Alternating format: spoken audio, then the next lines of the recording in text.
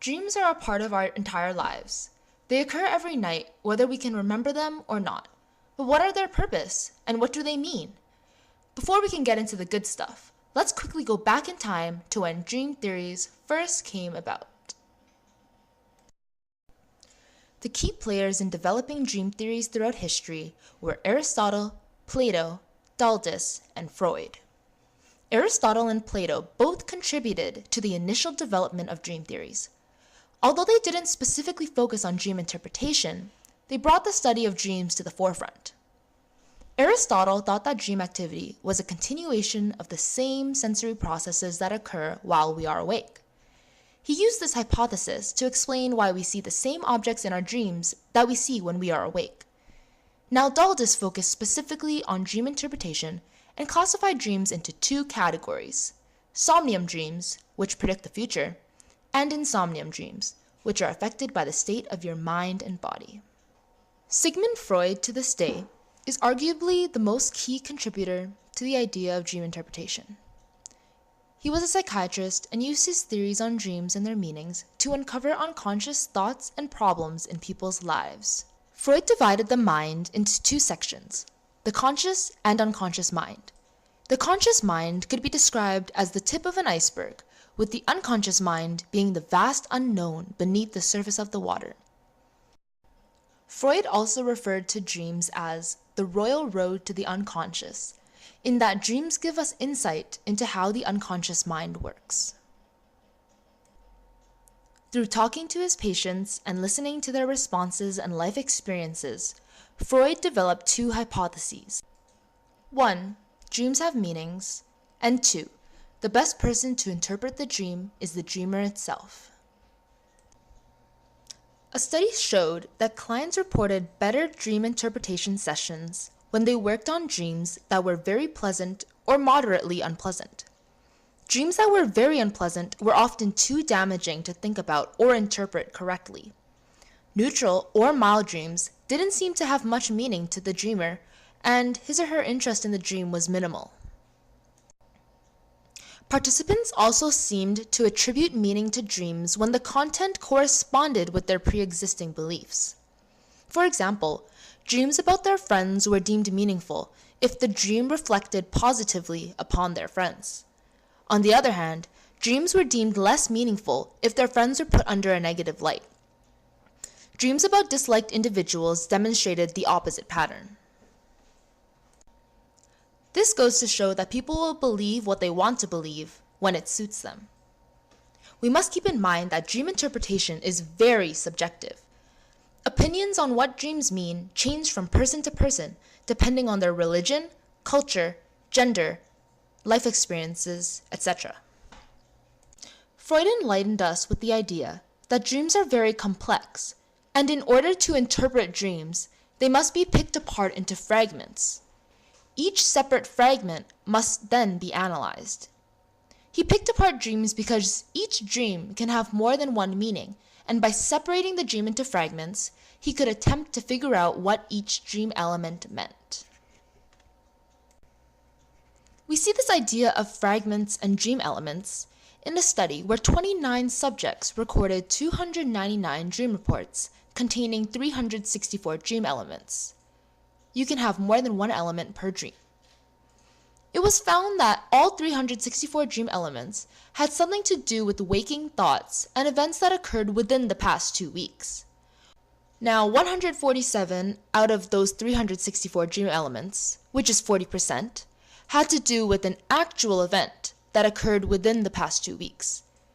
217 of those 364 dream elements, which is 60%, had to do with thoughts that occurred within the past 2 weeks.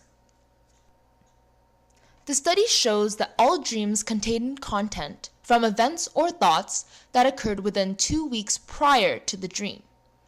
This supports another study done that says that there is a U-shaped function that characterizes dream incorporation of waking events in dreams. Dreams maximally incorporate waking events from 1 to 2 days prior to the dream, or 7 to 8 days prior to the dream. Hence the U-shape over roughly a 1-week window. Another idea that Freud proposed was the idea of dream work, which is the process where the underlying wish is incorporated into the dream in a non-threatening form so that we can continue to sleep.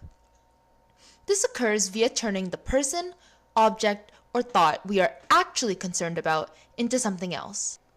An example is, in the dream we remember, we would be strangling a dog, but the underlying wish is that you are strangling your sister-in-law.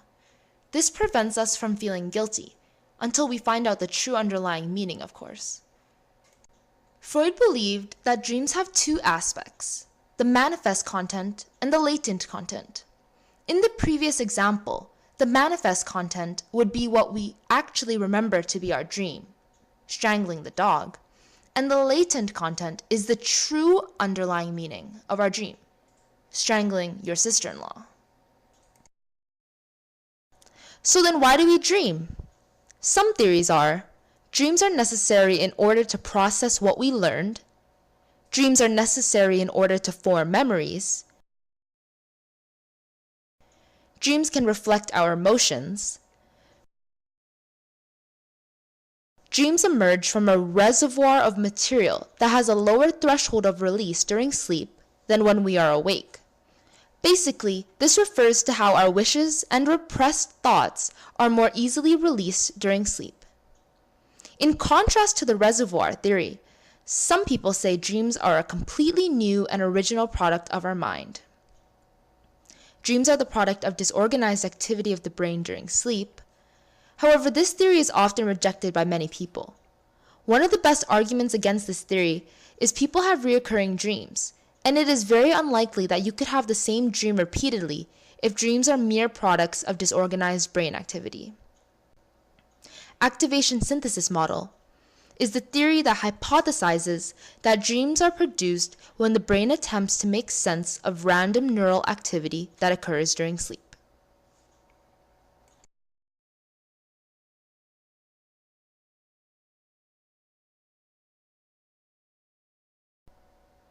Now, in regards to the idea that dreams stem from memories, it seems to be that only parts of the memory are incorporated.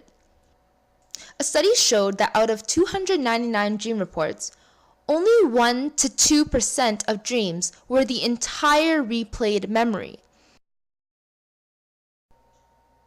The rest of the dream reports had only 1 or 2 aspects of the memory or waking event incorporated in their dream.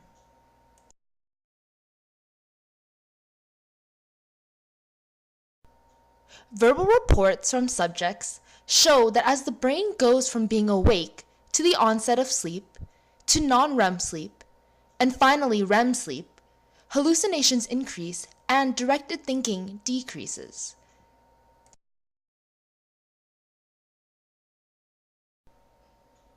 There is the idea that dreams are isolated from the actual bodily condition of the dreamer. 3 subjects participated in a study where they had no fluid intake for 24 hours. In 15 dream reports taken from these 3 subjects, only 5 dreams might have been related to thirst.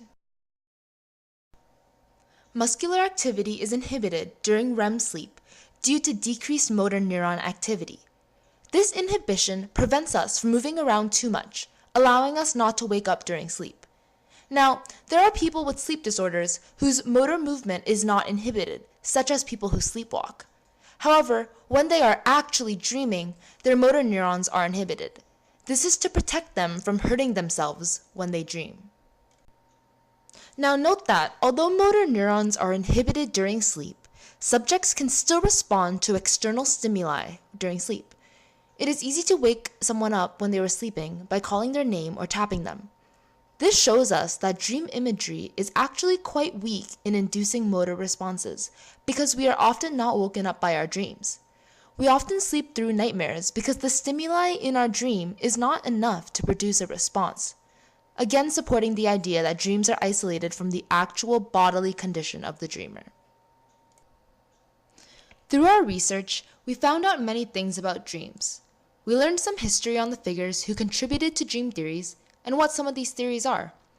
We found that dreams are very subjective and are interpreted in many different ways depending on the individual and their own experiences.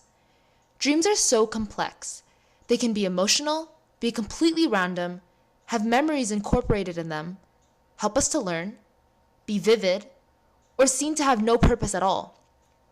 It is important to keep in mind that as of now, all of these dream theories are purely hypotheses, and we can never be 100% sure of any of these theories.